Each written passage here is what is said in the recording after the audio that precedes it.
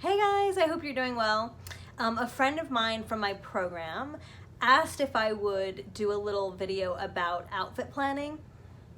And so I was really excited to do this. We're going to France in September for 2 weeks. So it's really important when you're going away to be able to make sure that you have packed the appropriate things, but also to not underpack or overpack.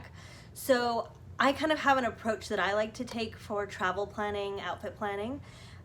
It's research, rummage, rack, and play. So it's kind of a funny methodology that I use, but I'll break it down. So research. Obviously the most important step. Know where you're going and when you're going there, obviously, right? But taking it a step further to understand what the weather's typically like during that time. There's nothing worse than going to a destination that's really known for raining and you forget your raincoat.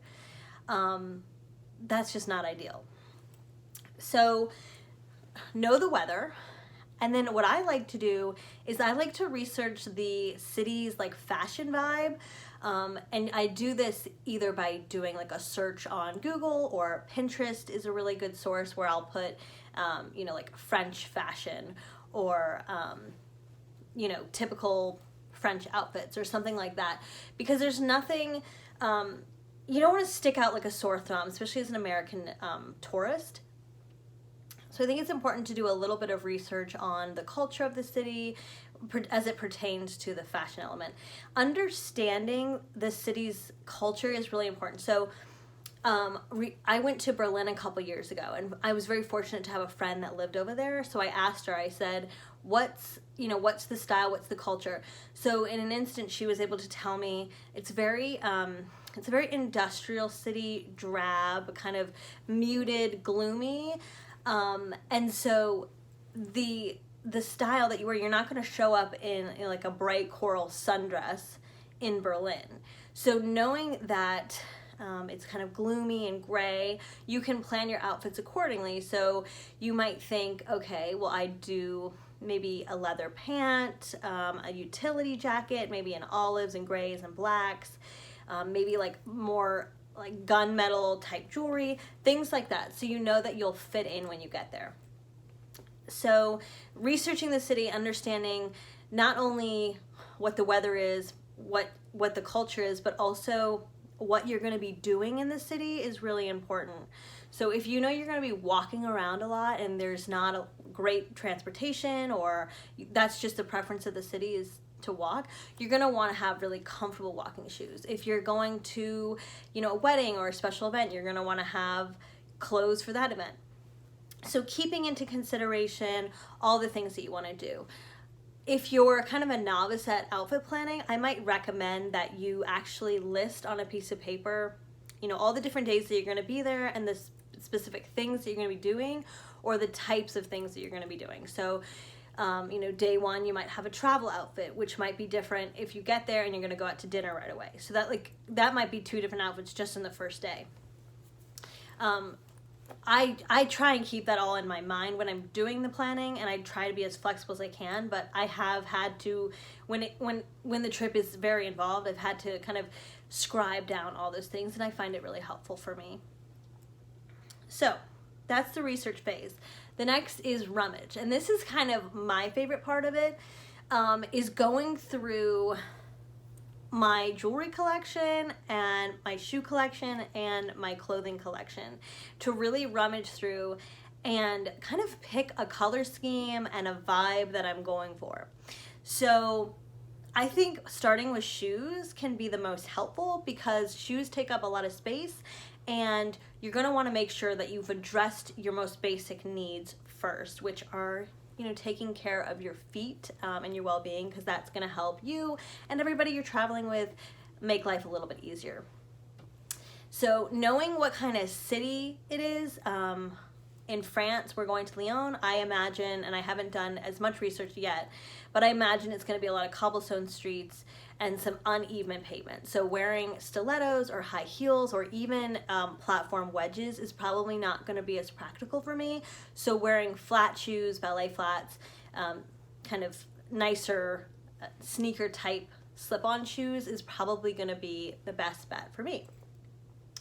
So I'll start with my shoes. I'll kind of pick out neutral shoes that I know can work with many different outfits because, and that are comfortable. If you have limited shoe space, you want things that you're gonna wear all the time. And that goes for all travel planning, in my opinion, is if you're only bringing something, unless it's for a special occasion, like a wedding dress or something like that, special event, it should be worn at least 2 or 3 times. Else it's probably not worth taking. That's just kind of a golden rule that I like to use when I'm outfit planning.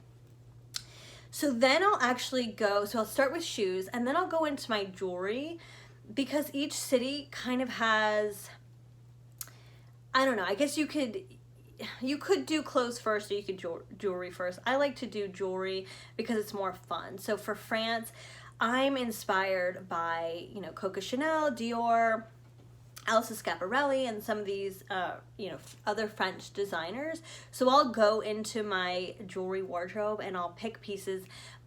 If I have any from that designer, I'll bring them. For instance, I have this YSL necklace. I'll bring that, and a couple Chanel pieces. Anything with pearls for France is something that is kind of a go-to for me. So starting with the jewelry can be kind of a fun and easy situation. Then I'll go through my closet, and I kind of keep in mind, what's going to be comfortable, because at the end of the day, especially depending on what you're doing, you're going to want to be comfortable in pieces that make you feel good and look good in the environment.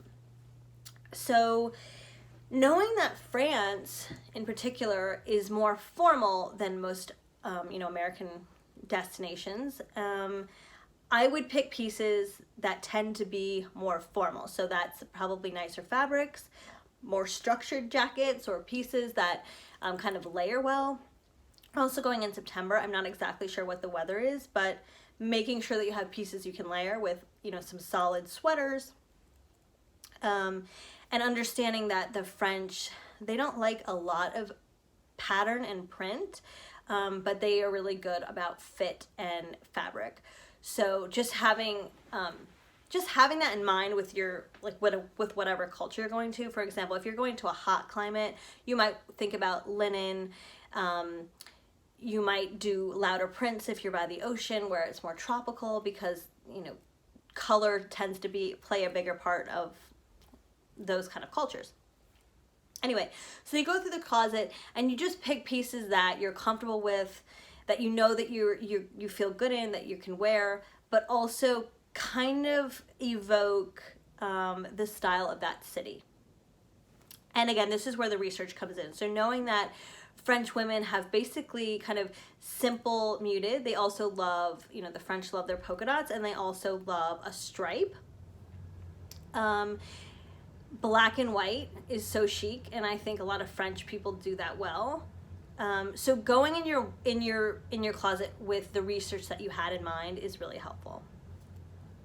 So once you've kind of rummaged through your collection, the next phase is called rack and play. So I say rack and play because I have a rack behind me that I like to organize all my stuff with. It helps it's easier for me to see that color story and to see what stands out and what is probably not going to go with the rest of it. And the least amount of colors you bring, the easier it is to kind of pair things with each other. So for France, I'm going with a very muted color palette of basically black and white in all different varieties, whether it's striped or polka dot, and a few pops of color, so royal blue, and I think I have got some green as well.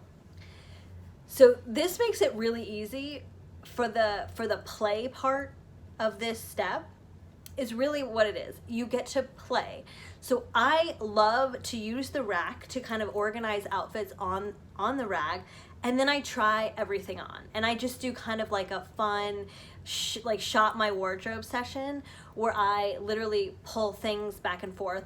And you notice pretty quickly after doing this which pieces you're gravitating towards time and time again, and which are kind of like oddities that are not really getting a lot of use.